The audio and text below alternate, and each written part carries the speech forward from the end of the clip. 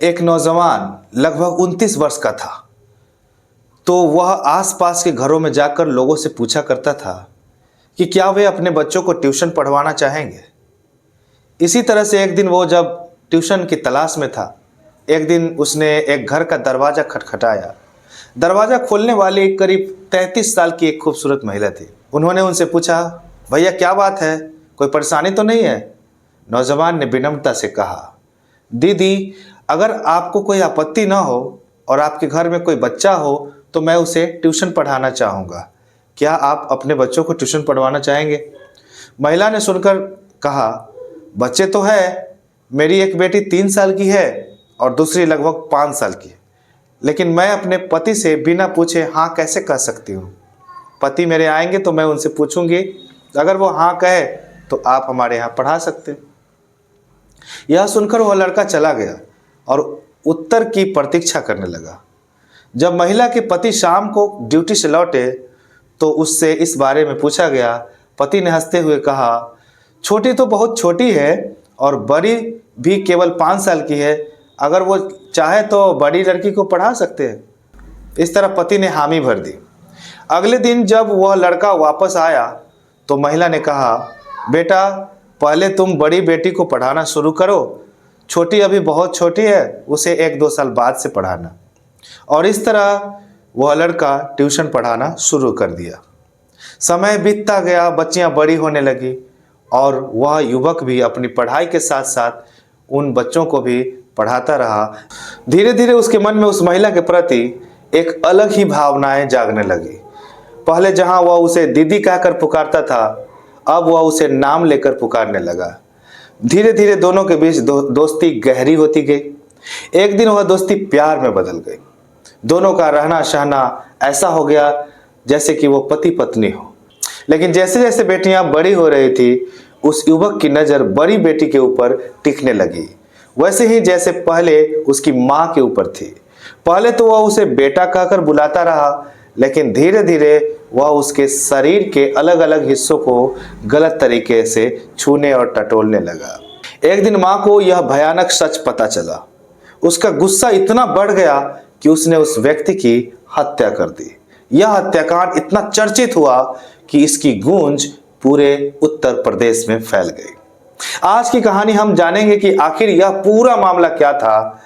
आदाब, नमस्कार, सत श्री अकाल। मैं हरि सिंह, आप सभी लोगों का अपने चैनल क्राइम रिकॉर्ड में बहुत बहुत स्वागत है। आज मैं आपको उत्तर प्रदेश की राजधानी लखनऊ की एक ऐसी सच्ची घटना सुनाने जा रहा हूं जो 8 दिसंबर 2025 की सुबह करीब 9 बजे का ये घटना है।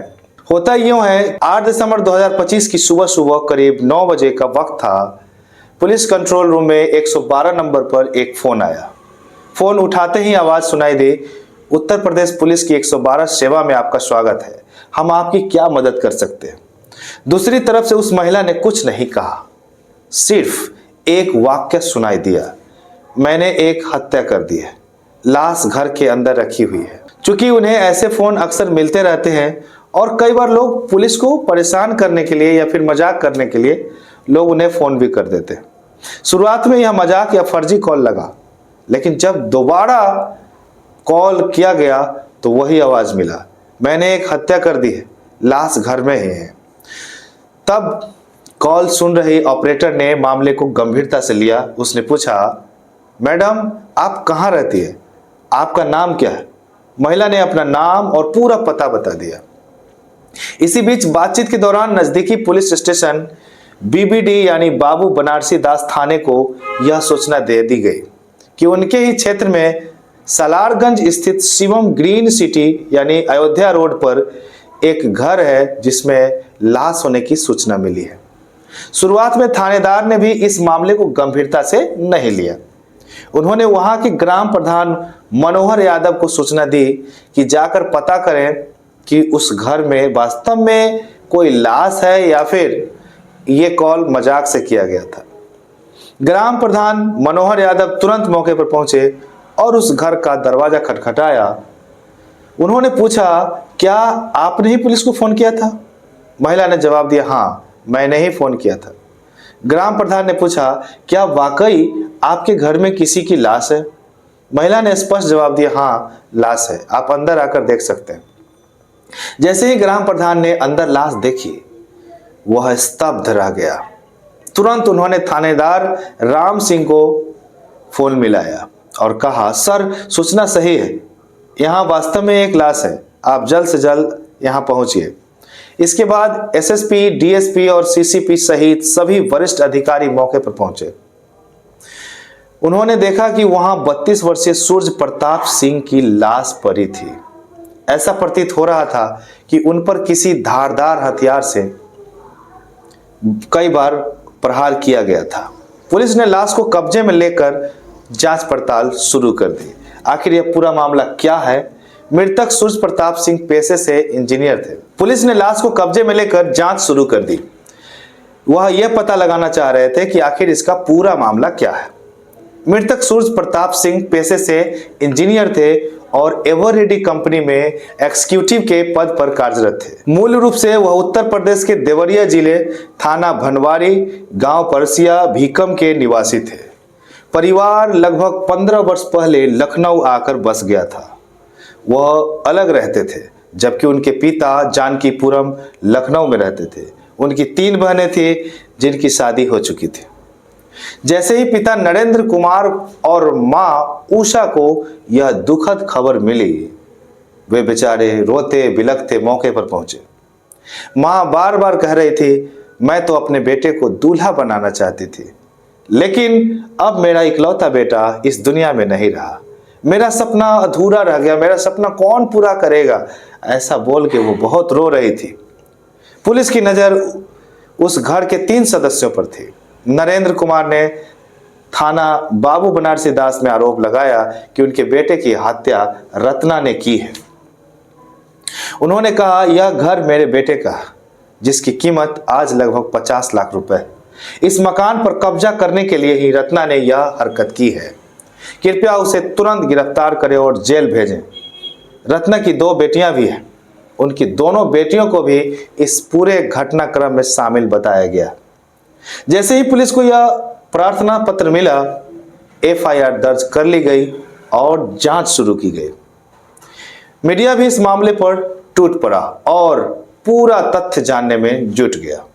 कहानी की शुरुआत साल 2012 से होती है, जब सूर्य प्रताप सिंह, अब ध्यान से आप लोग सुनिएगा तब बात समझ में आएगी। अभी तक उतना स्पष्ट नहीं आया होगा तो आप बिल्कुल ध्यान से सुनिएगा, बात समझ में आएगी। कहानी की शुरुआत साल 2012 से होती है, जब सूर्य प्रताप सिंह 19 साल के थे। यानी जो ट्यूशन पढ़ाने वाले लड़का थे वो 19 साल के थे। तब वे स्वयं पढ़ाई करते थे और साथ ही आसपास के घरों में ट्यूशन की तलाश में जाया करते थे। इसी तरह ट्यूशन के तलाश में एक दिन वो राजेंद्र कुमार नामक व्यक्ति के घर का दरवाजा खटखटाया, जो जनगणना विभाग में सरकारी कर्मचारी थे। यानी रत्ना के जो पति थे वो सरकारी कर्मचारी थे। वे दिन में ड्यूटी पर चले जाते थे और घर में केवल उनकी 33 साल की पत्नी रत्ना रहती थी और उसके साथ 2 बेटियां, जो एक 3 साल की थी और दूसरी 5 साल की थी। उस समय दोनों बच्चे छोटे छोटे थे। सूर्य प्रताप सिंह ने रत्ना से पूछा, दीदी क्या आप अपनी बच्चियों को ट्यूशन पढ़वाना चाहेंगे? रत्ना ने जवाब दिया, छोटी तो अभी बहुत छोटी है, आप चाहे तो बड़ी को पढ़ा सकते हैं, लेकिन पहले मैं अपने पति से पूछूंगी और वो हाँ बोलेंगे तभी मैं आपको अपने यहाँ ट्यूशन पढ़ाने के लिए बुलाऊंगी। पति से पूछने पर उन्होंने कोई आपत्ति नहीं की और कहा, बच्चे पढ़ेंगे तभी तो आगे बढ़ेंगे। लेकिन राजेंद्र कुमार में एक कमजोरी थी, वे अत्यधिक शराब पीते थे। इस आदत के कारण उनकी सेहत बिगड़ने लगी। इधर सूर्य प्रताप सिंह जो ट्यूशन पढ़ाने आते थे, वो रोज ट्यूशन पढ़ाने आने जाने मतलब ये सिलसिला जारी रहा। यह सिलसिला लगभग कई साल तक चलता रहा। फिर साल 2014 में अचानक खबर आई कि राजेंद्र कुमार की पीलिया की बीमारी से मृत्यु हो गई। इस तरह रत्ना विधवा हो गई। हालांकि उन्हें पति की सरकारी नौकरी से मिलने वाली राशि और पेंशन मिलने लगी, जिससे घर का खर्च चलता रहा। सब कुछ सामान्य रूप से चल रहा था। जब रत्ना अकेली रह गई, तब सूर्य प्रताप सिंह का बच्चों को पढ़ाने के लिए उनके घर आना जाना जारी रहा। यानी इसके बावजूद भी वो ट्यूशन नहीं छोड़े, बल्कि उसके यहाँ आना जाना उनका जारी रहा, आना जाना लगा रहा। दोस्ती गहरी होती गई। अब ट्यूशन पढ़ाने के क्रम में बच्चों की मां रत्ना से उस लड़का की दोस्ती जो है वो बढ़ गई, दोनों के बीच दोस्ती गहरी होती गई और ये दोस्ती धीरे धीरे प्यार में कब बदल गया ये दोनों को पता ही नहीं चला। इतनी आहिस्ता से कि कब हुआ पता ही नहीं चला। जब दोनों के परिवार वालों को इस रिश्ते के बारे में पता चला तो उन्होंने इसे रोकने की भरपूर कोशिश की। उन्होंने कहा कि समाज इस तरह के रिश्ते को स्वीकार नहीं करेगा, इसलिए इतनी नज़दीकी ठीक नहीं। लेकिन जितना उन्हें रोका गया दोनों उतने ही करीब आते चले गए। आखिरकार उन्होंने लिव इन रिलेशनशिप में एक साथ रहना शुरू कर दिया और पति पत्नी की तरह एक साथ रहने लगे। इस दौरान सूर्य प्रताप सिंह ने अपनी इंजीनियरिंग की पढ़ाई पूरी की और उन्हें नौकरी लग गई। वक्त बीतता गया। जब परिवार वालों ने ज्यादा रोक टोक शुरू की तो साल 2020 में सूर्य प्रताप सिंह ने रत्ना और उनकी दोनों बेटियों को अपने ही घर में किराए पर रख लिया। एक बहाना बनाया कि वो किराए पर है। किराया तो नाम मात्र का ही रहा होगा, लेकिन इस तरह वे एक ही छत के नीचे आ गए। वक्त के साथ साथ जब बेटियां बड़ी होने लगी तो सूर्य प्रताप सिंह ने उन पर बुरा नजर रखना शुरू कर दिया। वे कहाँ जाती है, किससे मिलती है, स्कूल में कैसा व्यवहार करती है, मोबाइल ले जाती है या मोबाइल नहीं ले जाती है, मोबाइल का इस्तेमाल करती है, तो इस पर रोक टोक करना शुरू कर दिया। वह एक पिता की तरह सख्ती दिखाने लगा। शुरू में रत्ना को यह बहुत अच्छा लगा कि वह बच्चों की इतनी फिक्र करता है, लेकिन उन्हें इस बात का अंदाजा नहीं था कि दरअसल सूर्य प्रताप सिंह उनकी बड़ी बेटी के साथ गलत हरकतें कर रहा था। मौका मिलते ही उसे गलत तरीके से छूना, उसके शरीर के अलग अलग हिस्सों पर हाथ डालना, उसके साथ दुर्व्यवहार करना, ये सब उसके लिए अब आम बात हो चुकी थी। शुरुआत में बेटी चुप रही, लेकिन जैसे कहते हैं कि पाप का घड़ा जब भर जाता है तो वह डूबने ही वाला होता है। यहाँ भी पाप का घड़ा लबालब भर चुका था और आखिरकार एक दिन माँ को इस बात का पता चल ही गया। माँ का गुस्सा इस बात पर और भड़क उठा। तारीख थी 7 दिसंबर 2025। उस दिन सूर्य प्रताप सिंह ने अचानक बड़ी बेटी का मोबाइल देखा और उसमें किसी लड़के की तस्वीर दिखाई दी। उसने पूछा, यह फोटो किसकी है? लड़की चाहे उत्तर देने की कोशिश कर रही हो या नहीं, इस बात पर सूर्य प्रताप सिंह आग बबूला हो गया। गुस्से में उसने लड़की को खींचकर घसीटते हुए कमरे के अंदर ले गया और उसके साथ दुर्व्यवहार करने लगा। लड़की जोर जोर से चिल्ला रही थी। छोटी बेटी ने अपनी माँ से कहा, मम्मी देखो, दीदी को फिर से परेशान किया जा रहा है। बाहर चीखने चिल्लाने की आवाजें आ रही थी, लेकिन पड़ोसियों ने कोई ध्यान नहीं दिया, क्योंकि इस घर से ऐसे ही कई बार आवाजें आती रहती थी और लोग उसे इग्नोर करते थे। यह कोई पहली बार नहीं था। माँ का गुस्सा चरम पर पहुंच गया। वह अपनी छोटी बेटी के साथ दरवाजे पर गई और बार बार दरवाजा पीटने लगी, चिल्लाते हुए कहा, खोलो, जल्दी खोलो। आखिरकार दरवाजा खुला। आवेश में भरी रसोई घर से एक चाकू लेकर आई। दरवाजा खुलते ही उसने अपनी बेटियों से कहा, इसे पकड़ो। सूर्य प्रताप सिंह को पकड़ा गया, जमीन पर पटका गया और फिर मां ने चाकू से उस पर वार करना शुरू कर दिया, एक के बाद एक वार, खासकर गर्दन पर, जब तक कि उसकी मौत नहीं हो गई। वह कुछ देर तड़पता रहा और अंततः उसने दम तोड़ दिया। जब मां और बेटियां रात के करीब 11 बजे, 7 दिसंबर का जो रात है, उस रात में 11 बजे इस सदमे में थी कि आखिर हुआ क्या, कैसे हुआ। वे तीनों ही स्तब्ध और भौचक्के थे। वो तीनों दूसरे कमरे में जाकर बैठ गई और सोचने लगी कि अब क्या होगा। जब कुछ समझ में नहीं आया तो करीब 10-12 घंटे बीत गए। आखिरकार सुबह 9 बजे 8 दिसंबर 2025 को महिला रत्ना ने पुलिस को फोन किया और कबूल किया कि साहब, मैंने एक हत्या कर दी है। पुलिस मौके पर पहुंची। हालांकि अभी हर पहलू की जांच चल रही है। क्या सचमुच महिला की बेटियां भी इस मामले में शामिल थी? क्या यह केवल अकेली महिला का काम था या कोई बाहरी व्यक्ति भी इसमें शामिल था? हर संभव कोण से जांच की जाएगी, लेकिन इंजीनियर की इस हत्या की चर्चा अब हर तरफ फैल चुकी है। कहा जा रहा है कि मां को बैड टच बिल्कुल पसंद नहीं था और बेटी तो यह बर्दाश्त ही नहीं कर सकती थी, इसलिए यह हिंसक घटना घटी। परिवार वाले दुख से टूट चुके हैं। पुलिस हर पहलू की गहन जांच कर रही है और उनका दावा है कि जितनी जल्दी हो सके पूरे घटनाक्रम का खुलासा किया जाएगा।